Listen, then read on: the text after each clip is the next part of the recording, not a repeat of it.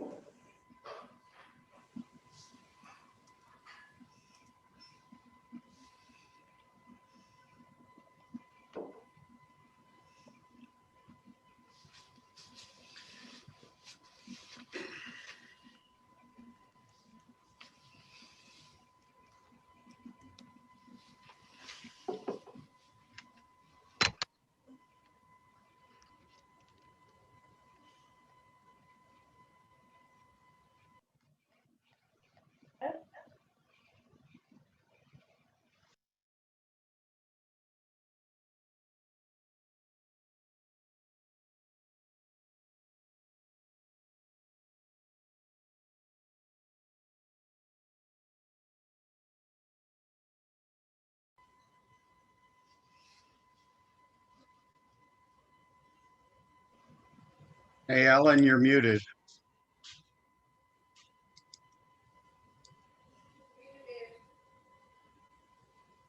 Talking to somebody else.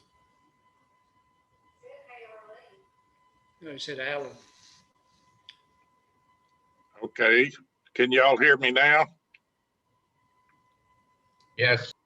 Gotcha. Yes. Okay.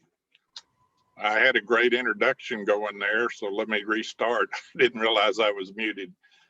My apologies. Welcome everyone to our second Saturday program in 2021. Hopefully everybody had a great holiday and is ready to hear about some bluebirds today.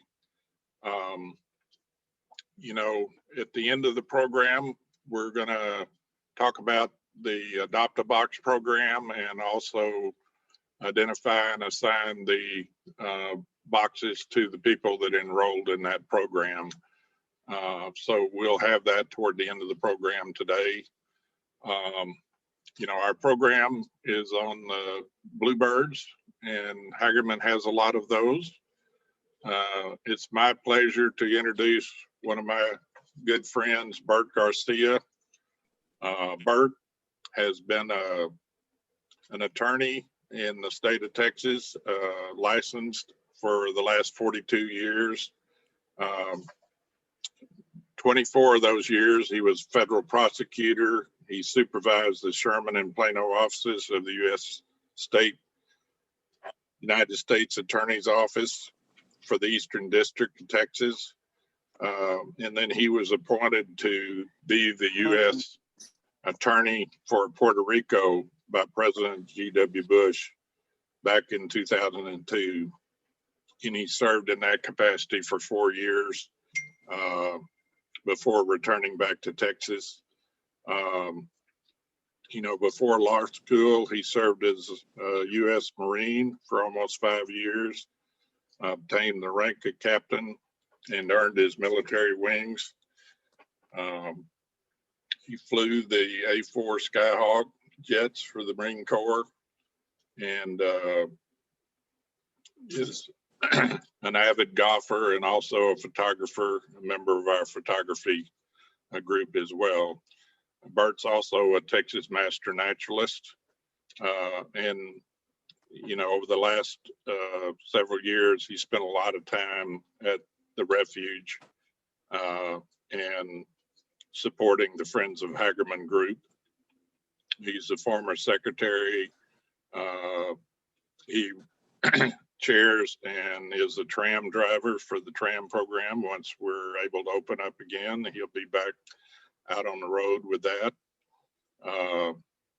He's led the Speaker Bureau, served on the policy committee chair, and he's also former chair of the Bluebird Nest Box program. And excuse me, he and I are currently members of the Friends of Hagerman board for Hagerman Wildlife Refuge. And, you know, I think he says his favorite duties was serving as that next nest box committee when he was doing that. John Van Bibber is our current nest box chair. And with that, and, you know, my condolences to Bert for having got his law degree at the University of Texas. But despite that, he's a good friend, and I'll turn it over to him to present the program today.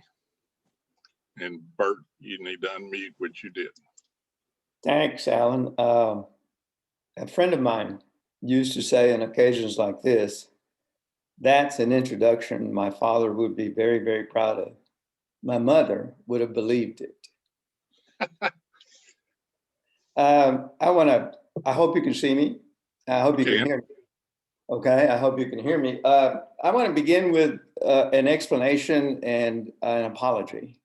The explanation is, this is the cap I'm going to wear during the presentation, but this is the one that Alan wanted me to wear.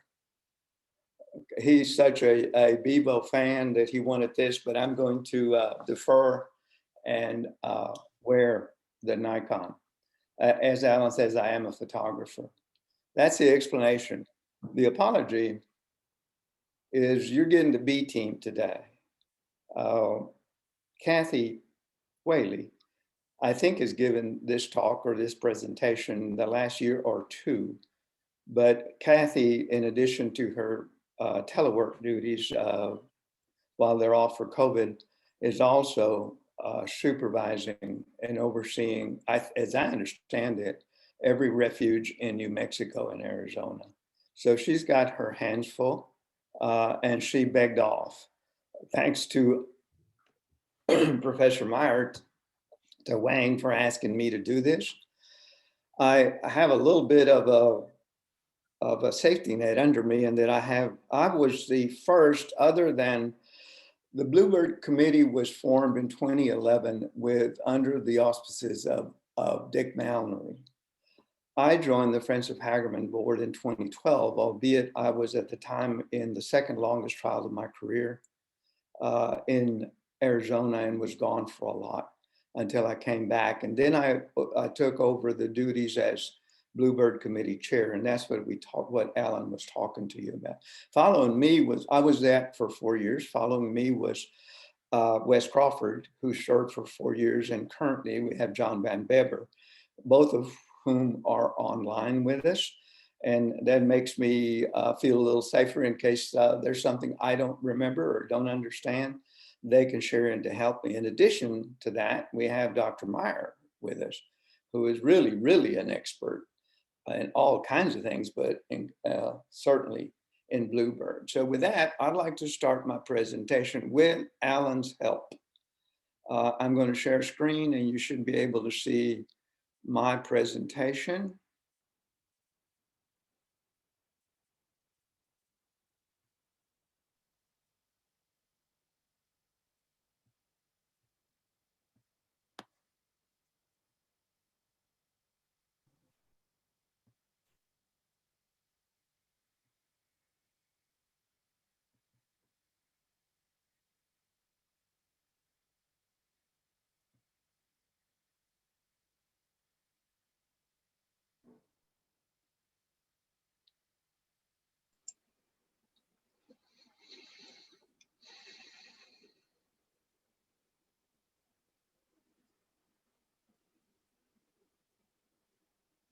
There, is everybody able to see that? We see it, Bert. Yes. Okay. Well, let's talk about bluebirds, which is what the topic is today. This is a bluebird. This is a male bluebird, and it's a photograph of a bluebird at Hagerman. As you can tell, they are absolutely beautiful critters. Some might argue that the painted bunting is as pretty, and certainly I would not disagree with that. But perhaps because of my knowledge of bluebirds and the fact that I've been around them, they are my favorite bird. And that's what I hope to talk about, and maybe tell you a couple of things about them today with the help of Wes and John and Wayne. Bluebird species in the United States, these are them. There are 3 in the United States. What we have here, as shown on the screen on the left, is eastern bluebird. That is Yeah, what. that's pretty. That one might be out in California where your daddy lives. So both of these. I'm sorry, the eastern bluebird, and below the photograph of the bird is the range. And as you can tell, the eastern bluebird's range is really, really on top of us. Other bluebirds in the United States are western bluebird, more to the west of the country. You can see the range down below, and the mountain bluebird, which is mostly around the Rocky Mountains. What we have here are eastern bluebirds, although we'll see other types of bluebirds on occasion, particularly the mountain bluebird. General biology of the eastern bluebird, they're about 6 to 8 inches long, weigh about an ounce, wingspan of about 10 to 11 inches, and average lifespan of 6 to 8 years. They are considered passerines or perching birds. Fossil evidence of the bluebirds date back to the late Pleistocene, which is 11,700 years ago to 2.5 million years ago. So they've been around for a while. They are members of the thrush family. Other thrushes are wood thrush, Swanson's thrush, and American robin. They are very social birds, but they are very territorial birds. Again, with a little help from Alan, I hope to let you listen to a couple of them. That's a eastern bluebird.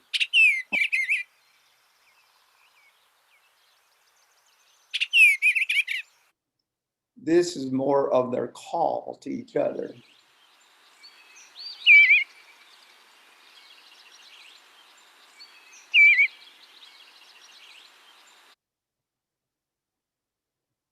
So we're back to, hopefully you enjoyed that. And they are, one of the reasons I like bluebirds so much is they are such delicate birds.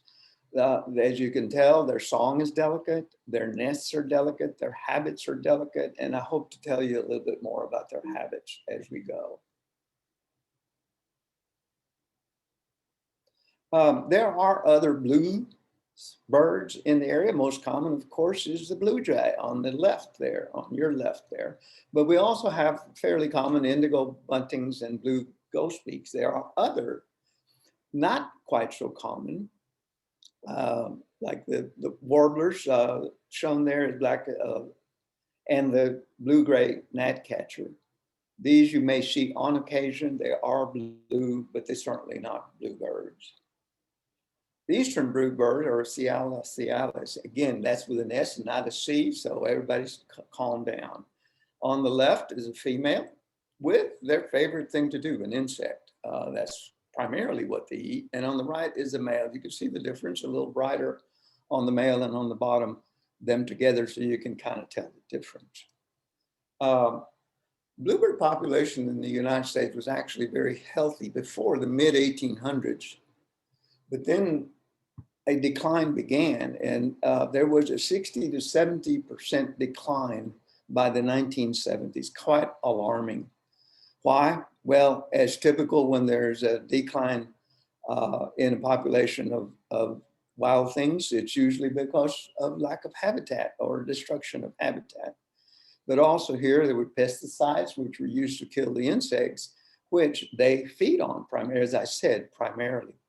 In addition to that, there was competition with other particularly introduced species like house sparrows and European starlings. These are invasive species and they compete, particularly the house sparrows, are very mean and aggressive birds.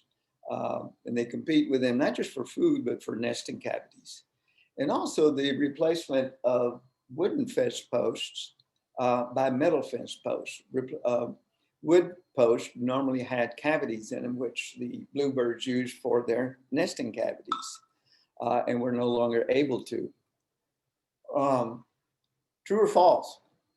Can a significant climatic event have a very significant impact on bluebird populations? Answer, absolutely yes. Extremely cold winters can have a major impact on the population of bluebirds, and we have seen it. We have seen it here.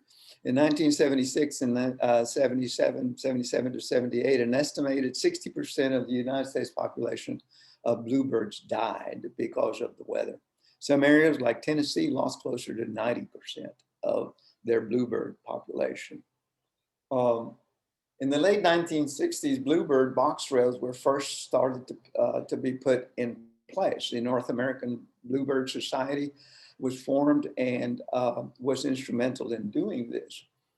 By 1979, the U.S. Fish and Wildlife Breeding Survey, Bird Survey, reported that eastern bluebirds were very rare in many areas of the Midwest and East, and were rare in other areas as well as uncommon in much of their original range. By the 1980s and 1990s, bluebird box trails became more popular, and bluebird population began to make a very good comeback, due in large to the establishment of these bluebird trails. The population of the bluebirds increased by an average of 2% per year between 1966 and 2010. Included in those years were some years where there was a decline because of weather or other factors. Partners in Flight, which I really didn't know very much about it until I started looking into this, is an international organization dedicated to the preservation of birds. And they recently estimated that their population of bluebirds now is around 23 million birds, 21 million of which are in the United States. I think that makes them pretty much of an American bird or United States bird. Where do you find the birds? Well, you find them in these areas, in open, mostly open is a very key word here, open rural area with scattered trees and meadows and pastures, backyards, golf courses and parks. And you can often see them sitting on power lines or fences. So what do these places that I just mentioned have in common? What do backyards and meadows and pastures, as well as golf courses and parks have? Well, open space. Open space is critical or crucial for bluebird populations. What do bluebirds then need? Well, they need food, they need water, they need shelter, and as I said, they need open space. So let's cover them one at a time. What do they eat, in other words? As I said earlier, mostly insects, grasshoppers, crickets, katydids, etc., particularly during the spring. This is composes all 80% or better of their diet in the spring. But in the winter, late fall through winter, when there aren't as many insects available, they will eat berries, sumac, hackberries, juniper berries, etc. This will primarily during the late fall through the winter. On occasion, I have never seen this. Wes and John and perhaps Wayne can tell us if they have, but on occasion they will take a shrew, snake, lizard, tree frogs, etc., small, but much larger than insect animals. As I said, I've never seen that, but apparently it does happen.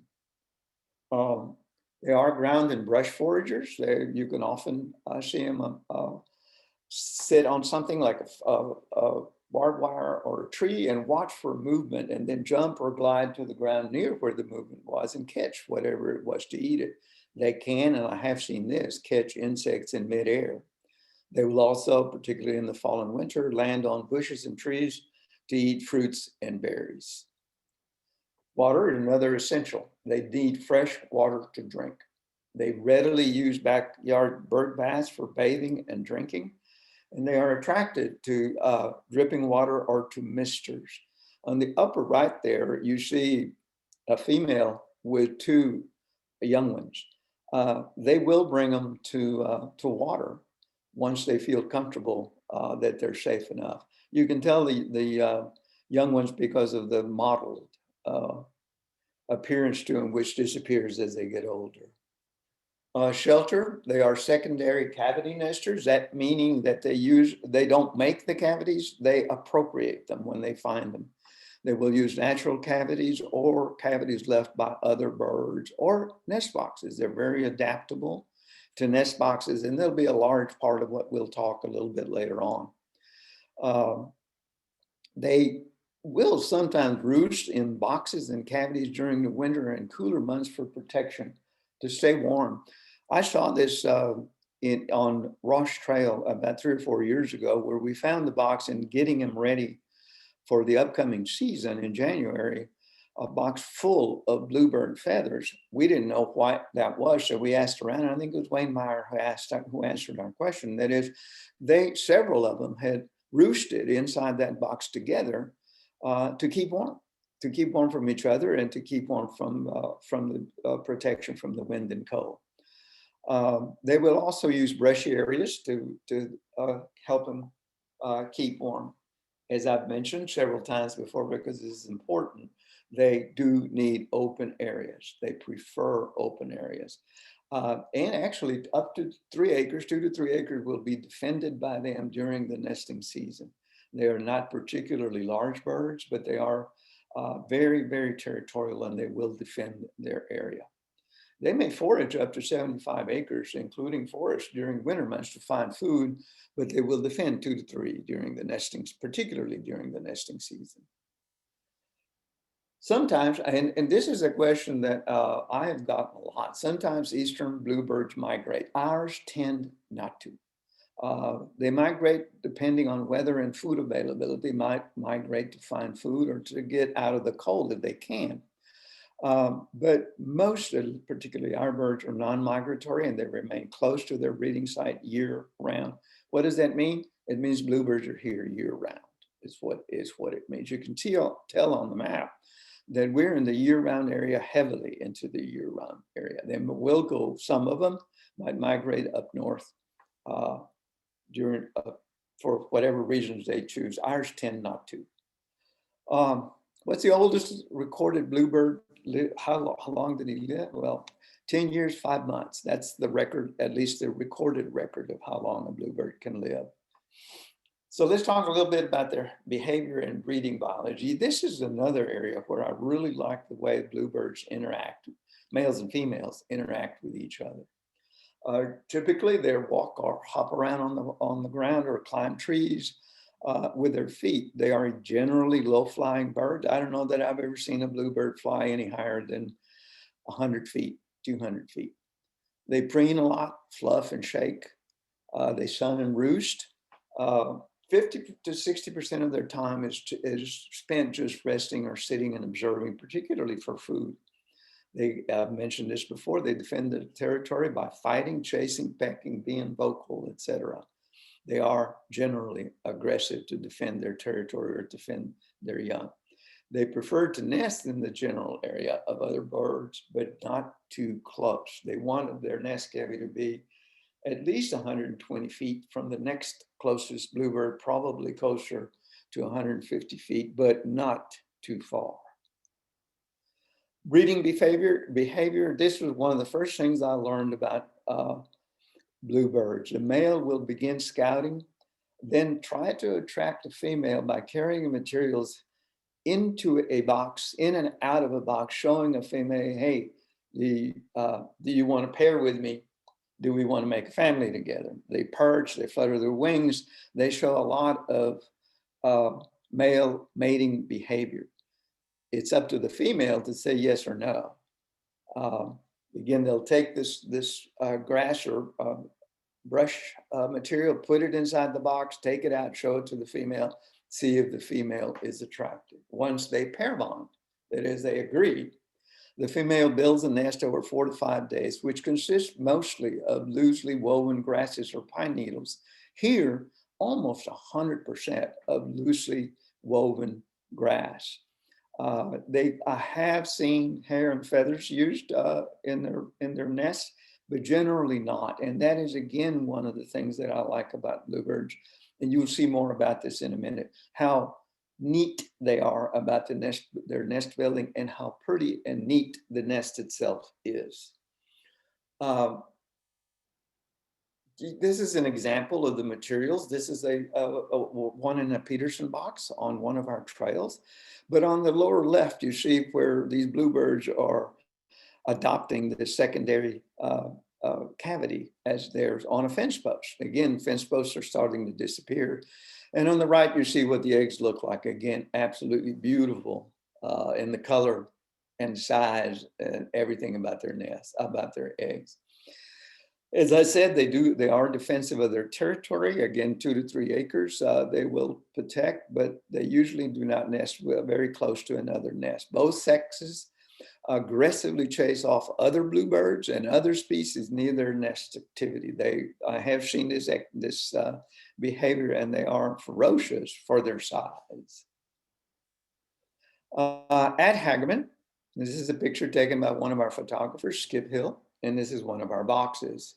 In 2010, wow, this year is the 12th anniversary of our nest box, our Hagerman Bluebird Nest Box team. It was begun in 2010, initially on 3 separate trails with 53 boxes, which were monitored weekly. For this coming year, we'll have 46 boxes on 3 fine-tuned trails. Let me explain that a little bit. The original 3 trails were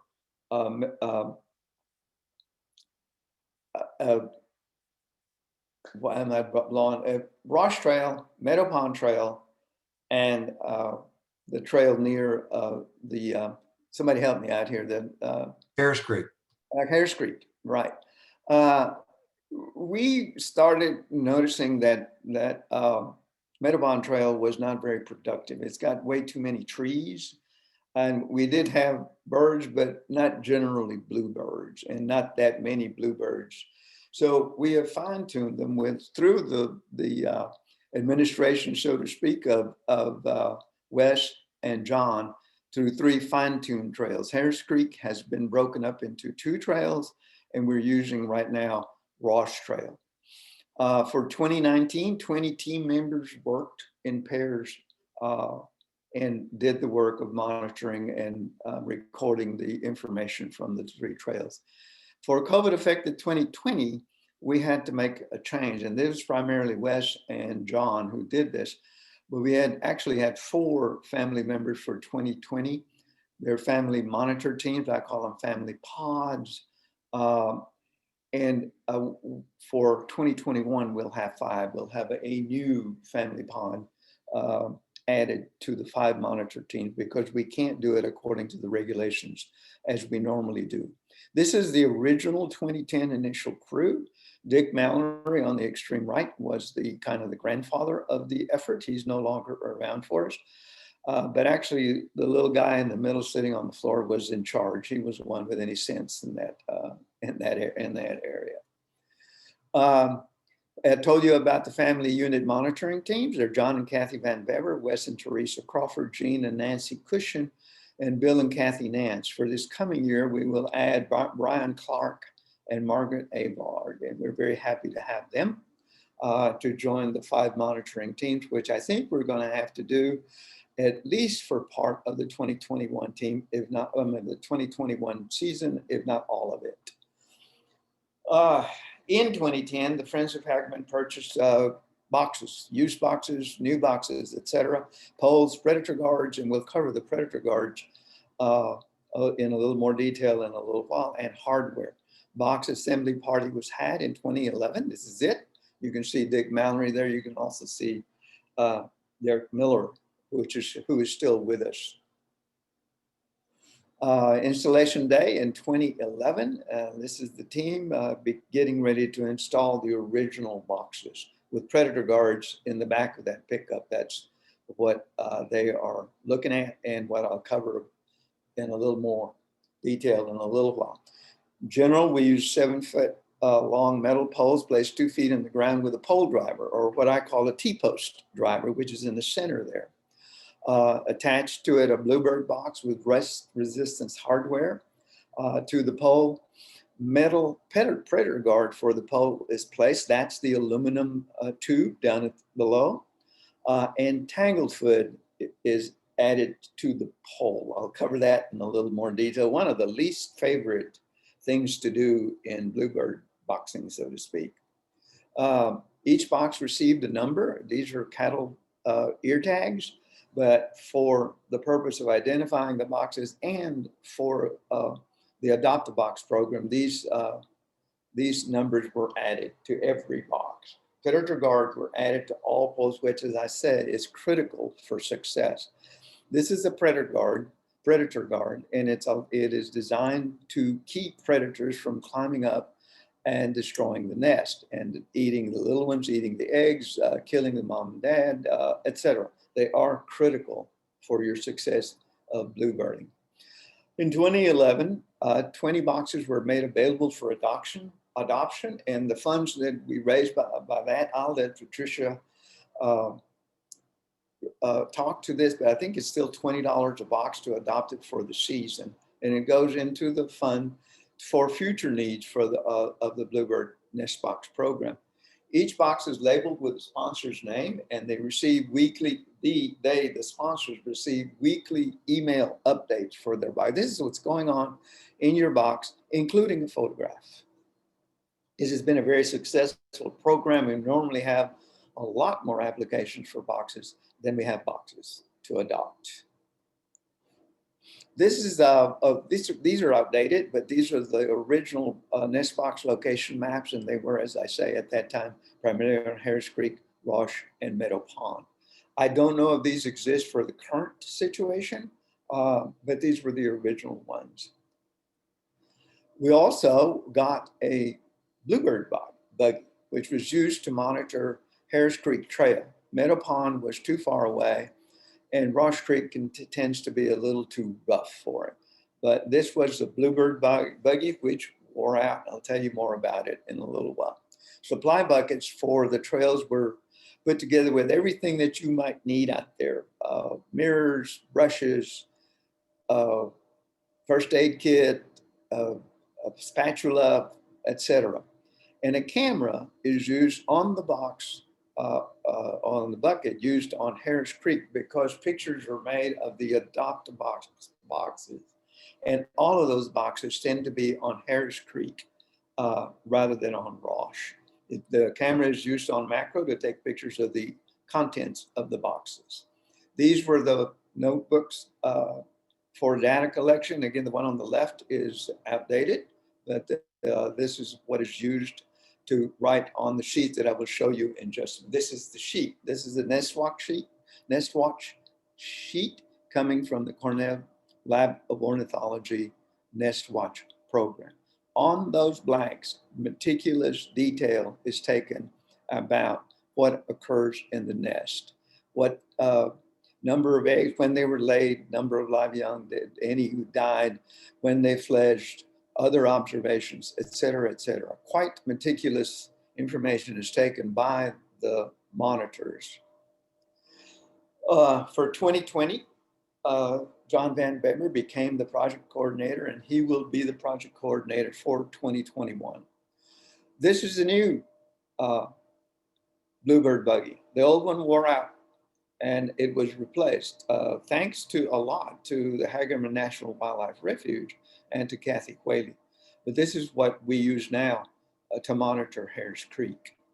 There is a backup plan because sometimes it gets super muddy. Some of us, several volunteers, are not certified to operate the UTVs, and there are several UTVs out there. We are qualified to drive them in case they are needed. We prefer not to, prefer to use the bluebird, the buggy, but sometimes it's necessary. These are all four-wheel drive vehicles and can get through just about anything, albeit there's all damage done to the trails. So there are things to consider.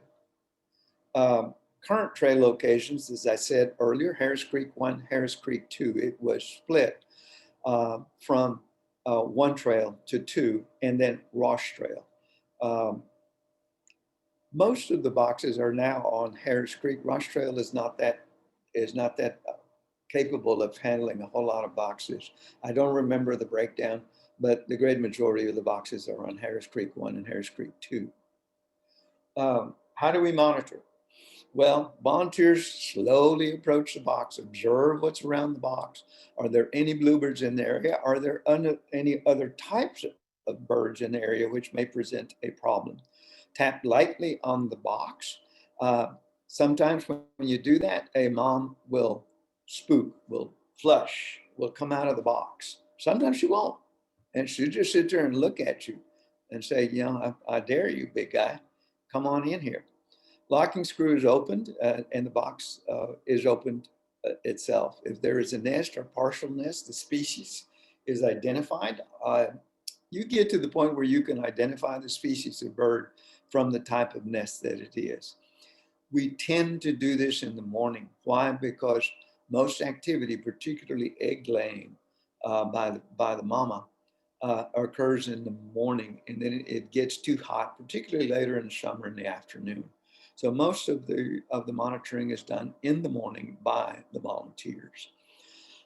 This is what you'll see. Eastern bluebird on the left. Again, see how neat the nest is? By comparison, Carolina chickadee and Carolina wren on the right. Again, we don't kick these birds out, but that's not the purpose of the program. And you can tell that the nests are very identifiable once you get the experience. So we do have they are cavity nesters, and they will use our boxes. We have chickadees, Carolina wren, tufted titmouse. A lot of this identification is done by the eggs. So we learn to identify the breed of the bird by the eggs. You can tell the eggs on the left are very different from bluebird eggs. Now, it may be a little harder to tell the difference between a Carolina chickadee and a Carolina wren. But again, with experience, that comes. These are the nests again, tufted titmouse with a tufted titmouse in it, and bluebird on the right. I'm going to stop here for a minute and show you something. In the tufted titmouse box, on the right, you see a little piece of mesh, of screen. On the bluebird box on the right, you see some kind of etchings on the walls. There's a reason for that, and this is what the young ones use to climb up to the hole when they fledge. They need assistance. Their little claws need to dig into something to work their way up to the hole to get out. And so almost every box that you see will have these little ladders, so to speak, for the young ones. These are tufted titmouse young at Hagerman. From the look of it, they look like they're pretty ready to fledge. They're pretty ready to go, which brings me to that becomes kind of, because you look at your notes, what the team last week took down, and you can tell that they're very close to fledging. So you have to be very careful, because you don't want to spook them into fledging too early before they're ready, or they're too vulnerable at that time. A very delicate balancing act of figuring out when to open a box and when not to open a box, because you might prematurely fledge or spook a bird. Once a nest has been confirmed and the species identified, we get a closer look inside the box. For that purpose, sometimes we even use mirrors. Whoever's hand that is using the mirror to look inside the nest without disturbing it too much.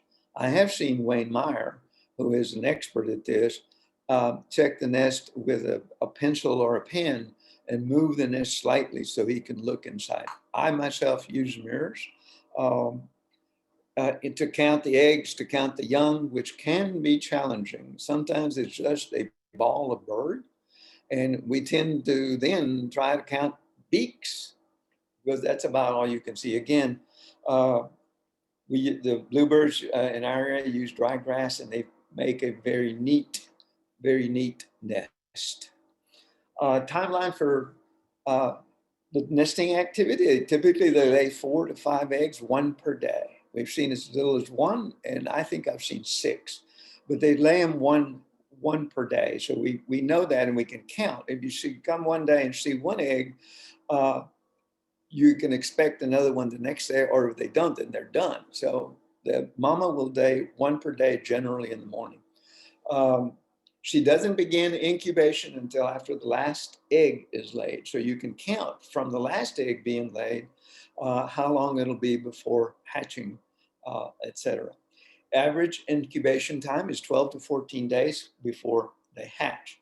The young ones leave the nest or fledge 16 to 18 days after they hatch. So these are fairly consistent and reliable numbers that you can use to figure out what is happening and what's going to happen in a bluebird or other bird nest. Commonly, they'll raise 2 broods per season, but we've seen more than that. And we've seen some just do 1. Why? We don't know. Maybe mama gets killed, etc. But typically 2 is a good number. I've seen up to 3 or 4. Here are bluebird eggs. Again, 1 through to 6. And you can tell how pretty they are, but they're not always the same. We get even white eggs on occasion. Wayne Meyer has explained this to me, saying it has to do with the mama and her diet primarily, but also other things about the mama. We get very, very small percentage of white eggs, but most of them are blue like these are. 95 to 96% of the eggs are blue, 4 to 5% are white, as you see there. Again, as I said, incubation is done all by the female. It takes 12 to 14 days to incubate the egg. Then they hatch. Altricia, a word that I learned in doing this, it means helpless newborn. That is a helpless newborn right there. By contrast, let's say a giraffe. Giraffes are born where they're walking and keeping up with mama shortly after they're born. You can also see that in horses and cattle. But these are helpless completely, but they mature very quickly. Look at how quickly the one on the bottom there is still coming out of the egg, and yet the ones above him, his brothers and sisters, already are developing feathers. This is early on day 1, and that open mouth, feed me, somebody feed me, is very common. You'll see it throughout these photographs. Day 1, later on day 1, you see the difference in how quickly they start to feather up. Day 2, they're a lot more feathered. By day 4, again, look at the mouth, asking for food, any movement, and they'll open their mouth. They need food. Day 6 and day 9, now they're starting to show that mottled appearance. As I said, a whole lot of feeding occurs for the first couple of weeks. There's mama and there's daddy, both with food, one with both of them with bugs. And the one on the right is daddy with a grasshopper. Both parents feed the hatchlings. And actually, we have seen that even birds from a prior brood will help sometimes to feed the new ones. House cleaning, again, very meticulous birds, and they clean their nest very, very carefully. Here's daddy taking out something from the nest that shouldn't be there, probably droppings from the young, but they keep their nest quite clean. To that point, a couple of days ago through Alan, somebody asked a question about, we're beginning a new season, should I clean my nest box from last season? The short answer to that is you should clean your nest box after every nest attempt, even one that was unsuccessful. Once the birds have fledged, you should clean your nest box. They will build on top of another nest, and we saw that during the 2015 flood. I think we found one nest which didn't go underwater, but yet we couldn't get to it because of the flood, that had 3 nests, one on top of the other. Not ideal, not ideal. You should clean out your nest after every attempt. Day 10, day 12, again, these guys are getting ready to go. Day 13, and by day 14, they're ready. Okay, they're ready to fledge. They get, as I told you, they use those little ladders to approach the opening and look out. Get their courage up to go. If they take too long, trust me, mom and daddy will encourage them. They go into the box and encourage them to go. The parents lure them out with food and other things, usually to close vegetation close to the nest, where they will stay with them and be with them for a while, passing on the life skills. But it's 3 to 4 weeks before the young ones really begin to fend for themselves and are on their own. They often stay near the parents until the next spring. At that point, they are encouraged to go elsewhere and begin their family someplace else. As I said, sometimes birds from a prior brood will help feed the current one. On average, 83% of eggs that lay will hatch, 75 to 90% will fledge, and 40 to 50% will survive the first year, then 40 to 50% after, and so on and so on. These are juvenile birds. Again, you can see the mottled appearance, and you can see daddy with a young one right there, probably trying to encourage the young one to do something. Once they fledge, the parents keep them mostly out of sight for protection, laying low and hiding for a couple of weeks. Often after that, they bring them to water source to drink and bathe. Again, they will do water baths. So water baths are not necessarily bad for bluebirds if you intend to attract them to your yard. I also believe that gardeners like to attract them to their yard because they are such voracious eaters of insects. So if you have a garden, bluebirds will certainly help you keep it bug-free. Again, feeding by both parents continues up to a month until the young ones learn to forage on their own. In 2019 and 2020, these were the numbers. In 2020, we had 149 bluebirds. In 2019, 147. So apparently they're not COVID affected, because there was actually a 2-bird increase of bluebirds from 2019 to 2020. Of those numbers, in 2020, the 13 were of another species, while in 2019, 31 were of another species. So not significant difference in those numbers.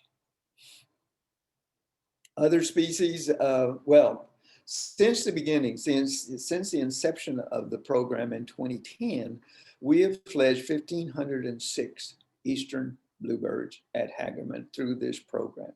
Other species, 518, and these are Carolina wren, tufted titmouse, Carolina chickadee, prothonotary warbler, and Buick's wren. Some of you may be thinking, I want bluebirds in my box, not a chickadee. How do I do that? Well, make the boxes less inviting to chickadees, wrens, and titmices. Place it in an open area. If possible, offer a second box nearby with trees around it. In other words, giving the other species an alternative with more cover, which the bluebirds don't like. If that doesn't work, then just keep them separated and hope that the bluebirds are aggressive enough to keep the other species out. Threats and pests. Again, a lot why we do the baffles, the predator guards. House sparrows. That's the only bird we will kick out of nests if they attempt to use our nest boxes. Remove them immediately because they are so destructive. But you need to be sure that it's a house sparrow that you're kicking out. Fire ants, I'll talk about that in just a minute with tanglefoot. And blowfly and their larvae can be very destructive, albeit I have never seen blowflies in our boxes. Some of you may have. House sparrows, again, we talked about them. That's the only boxes we will, that we've had house sparrows on, and have been the ones around our structures, around the VC and around the Friends of Hagerman building. These is a house sparrow on the bottom left, a male and a female on the bottom right, and a female on the left. And these are their eggs. As you can tell, not completely different from some of the eggs that I've shown you. Just got to make sure and kick them out.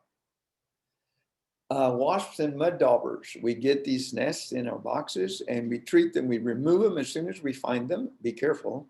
We have had some of our volunteers stung.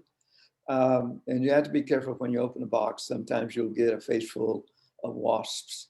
But we remove them, and we use ivory bar soap to cover the area. It tends to discourage them. Why don't we use pesticides? Because they would be harmful to the birds themselves. We see the boxes during the season once a week, and we tend to keep these pests out to the best ability. I even saw a bat in one time. It was cold and the bat was taking refuge in one of our boxes. Again, I talked about how crucial predator guards are to keep pests out. I have a bit of a problem with these photographs because the guard is too close to the bottom of the nest box. And I'll tell you why in a minute. In order to apply tanglefoot, you need to apply it up that baffle of several inches to keep other birds or other critters from getting hung up in the tanglefoot. In order to do that, you have to move the baffle up.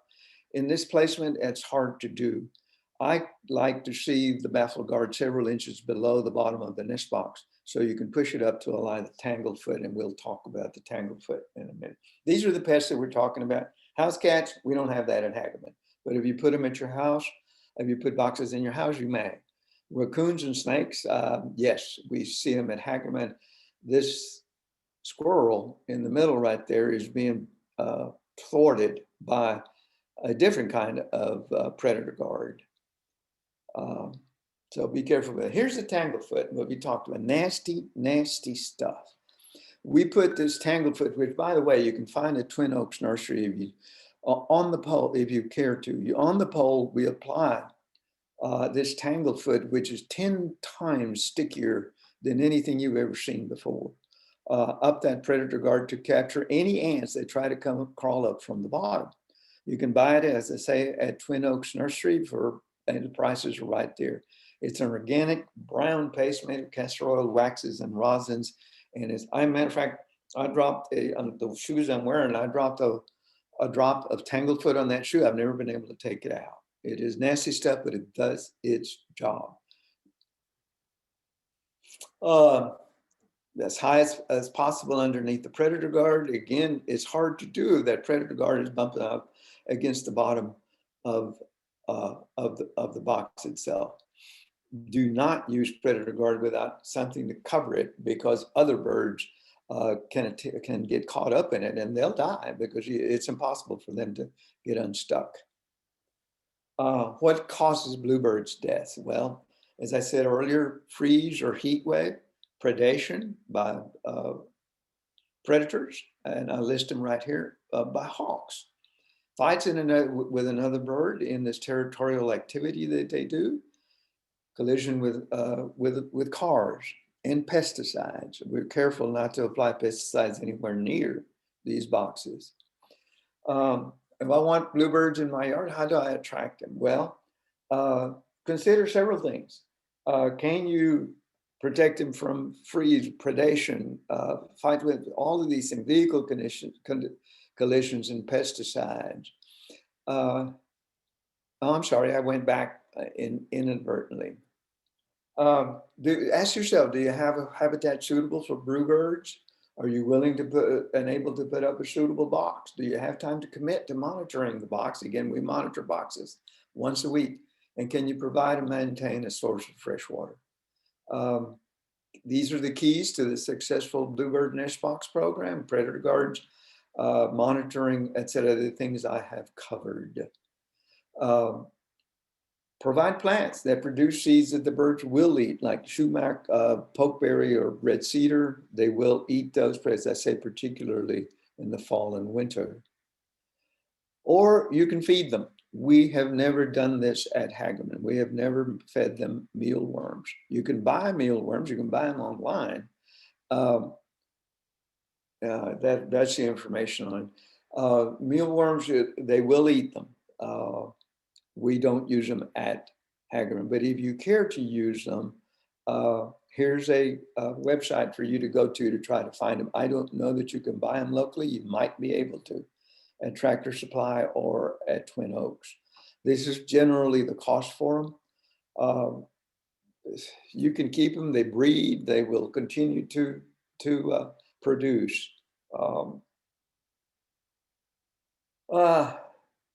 We talked about building a nest on top of the other.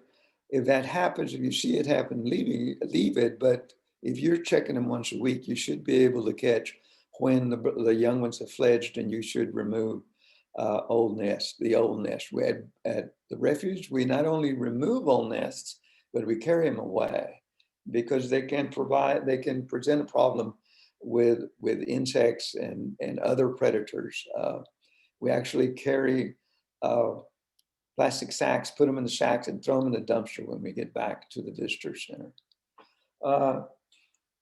Don't make an assumption that bluebirds won't come to your house. They probably will if you provide the right environment for them. Here's some examples of bluebird boxes that have been productive, not on Hagerman, but I think these are Kathy Whaley's, I'm not real sure. Again, fairly open, but near trees so that they can fledge to a tree or to some brush for protection.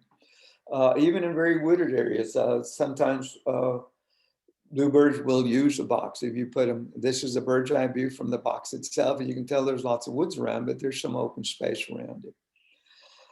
There are several types of bluebird boxes that you can make, but rather than bore you with all of that, I'm just going to put a slide up, and if you want to copy some information down, please be ready to copy if you are interested. At Hagerman, we use two types of boxes right now. The Peterson boxes tend to be the older ones. They're the ones on the left. They open from the front. The Carl Little box is the ones that they are being replaced with. I would say right now they're about 50-50 of each one. The Carl Little boxes tend to open on the side rather than the top. Personally, I prefer the Carl Little box. I think they are easier to work with than the Peterson boxes, but there's nothing wrong with the Peterson box. Here's the information for you to copy if you wish to get a place where you can get plans for or a box itself. Okay, I'll go back to that slide in just a minute. There's some additional information. As of late last night, I was told that we right now are out of our boxes for sale. We generally sell Carl Little boxes in the visitor center in the visitor center, and there are normally some there that you can buy. They're not that expensive, but apparently we had a run on them yesterday and we sold 5 or 6. We're currently out of them, and it'll be a week or two before some additional ones are made.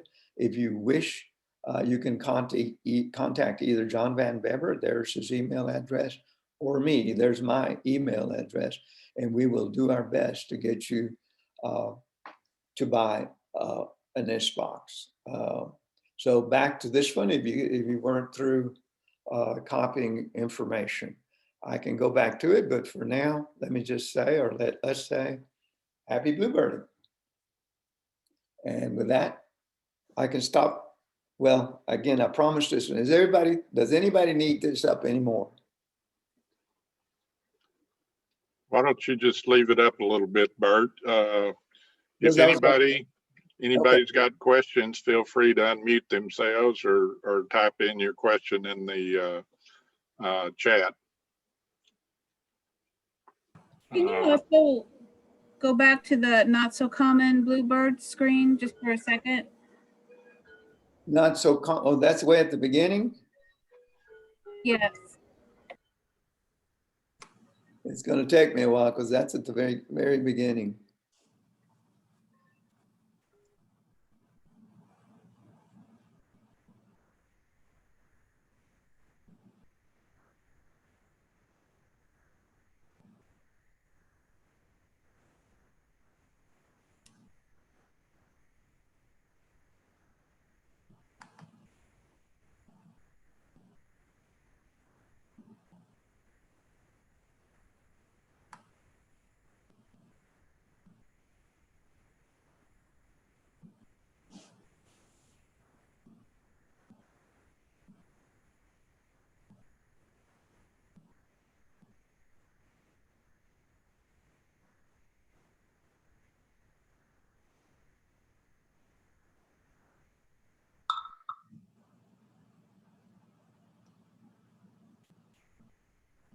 Here's the first one of those not so common.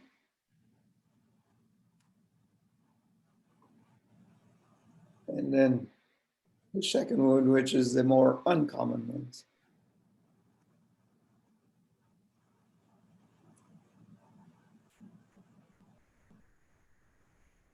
Anybody else? I got a question about cowbirds. Are cowbirds a problem at Hagerman? And if you do find a, let's say, foreign egg in a nest box, what do you do about it? Well, I may have to defer part of that question to Wayne Meyer, but he is an integral part of the first part of your question. I was actually monitoring with Wayne Meyer, and I asked that question. I think that was Laurie Shepard. Is that correct, Laurie? Yeah. Okay.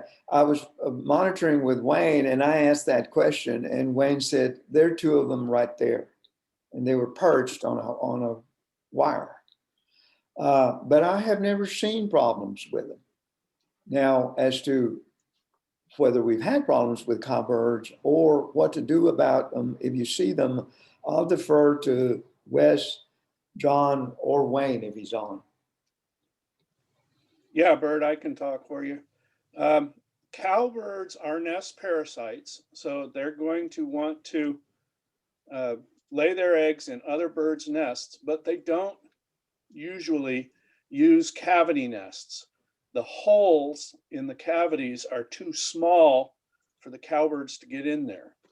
And that's why the size of the hole on your bluebird box is so important.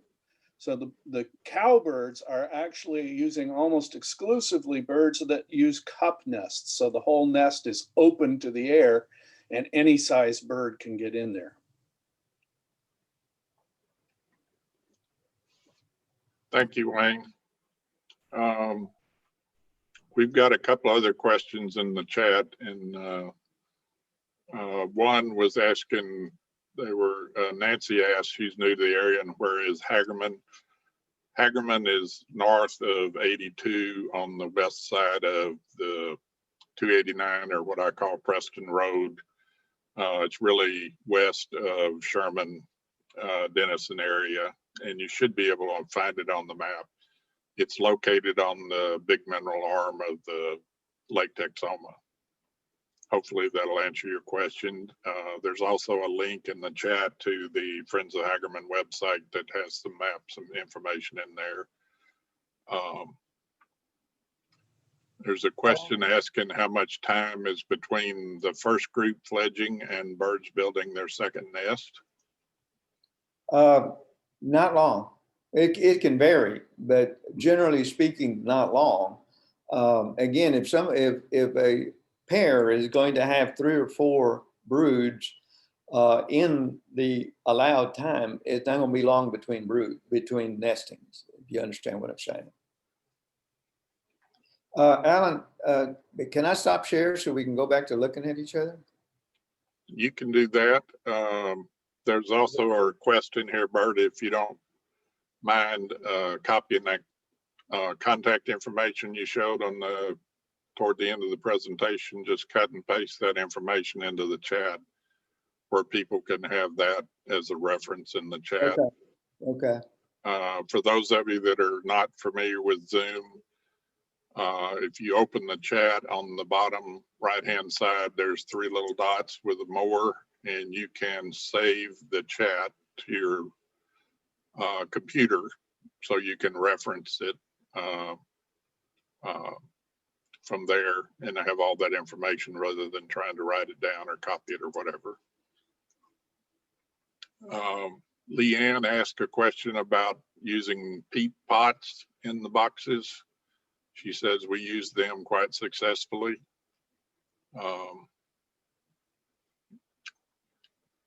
Wayne or Bert, you want to? I didn't hear the entire question. Using what? Peat boxes, pots, peat pots. Yeah. I don't know anything about that. Wayne, do you? I don't know anything about it. Bluebirds like grass, and I'm sure they're going to fill those pots full of grass, but the peat pot might give them a little better insulation. I don't know. Okay. Somebody was asking about maps, Hagerman. I think those are available outside the visitor center. They've got a little brochures that you can pick up if you're out at the refuge. And there may be some information on the website itself. Alan, this is Bert. Let me add to that because I'm out there once a week checking the tram. The staff attempts to keep maps out at the front door of the visitor center and in at the kiosk, but they disappear about as quickly as they can put them up. So good luck. Hope they're there, but they may not be because there are a lot of people out there right now. I think people are needing to get outside and they go out to Hagerman. I'm there almost every Saturday and I know how much traffic there is out there. Yeah, Patricia posted in the chat a link to maps that are out on our Friends of Hagerman website.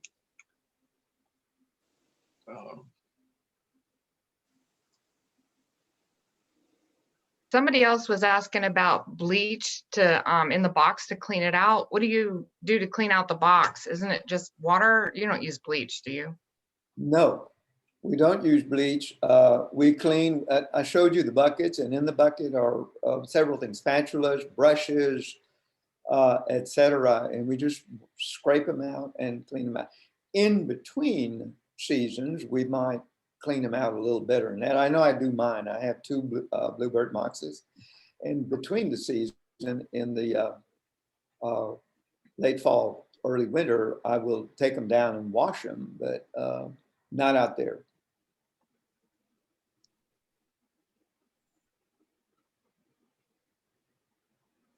Alan, on Van Bever, there was another question on there, I forget who was writing it, about the monitoring policies here, the family pods. These are married couples generally that have coordinated with Kathy Whaley, our refuge manager, and Paul Balkenbush. These are rules dealing with the COVID issues and the closures of the refuge. And the that being said, that's where the rules come from. So the pods are family only.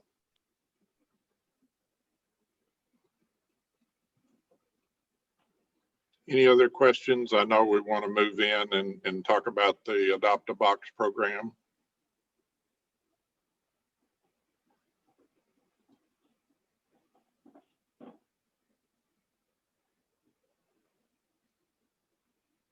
Okay, do you want to start drawing numbers then?